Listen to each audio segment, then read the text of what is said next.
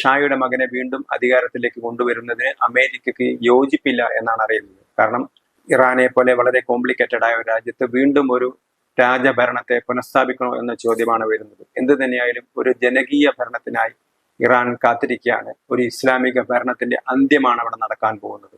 ഇസ്ലാമിക നിയമങ്ങൾ അടിച്ചേൽപ്പിക്കുന്ന, ശരീഅത്ത് നിയമങ്ങൾ അടിച്ചേൽപ്പിക്കുന്ന, ജനങ്ങളുടെ സ്വാതന്ത്ര്യത്തെ അടിച്ചമർത്തുന്ന, എല്ലാത്തിനെയും ഇല്ലാതാക്കുന്ന, സ്ത്രീകളുടെ സ്വാതന്ത്ര്യത്തെ നിരാകരിക്കുന്ന, സ്ത്രീകൾക്ക് പ്രവർത്തന സ്വാതന്ത്ര്യമേ നൽകാത്ത ഒരു ഭരണകൂടമായിരുന്നു ഇറാനിൽ ഉണ്ടായിരുന്നത്. ആ ഭരണകൂടത്തിന്റെ അവസാന നാളുകളിലേക്കാണ് അത് കടന്നു പോകുന്നത് എന്നാണ് എല്ലാവർക്കും അറിയുന്നത്. ഇത് ലോകത്തെ മുഴുവൻ ഇസ്ലാമീകരിക്കാൻ ശ്രമിക്കുന്ന തീവ്രവാദ ശക്തികൾക്ക്, ഓരോ രാജ്യത്തെയും ഭീകര ശക്തികൾക്കുള്ള മുന്നറിയിപ്പ് കൂടിയാണ്.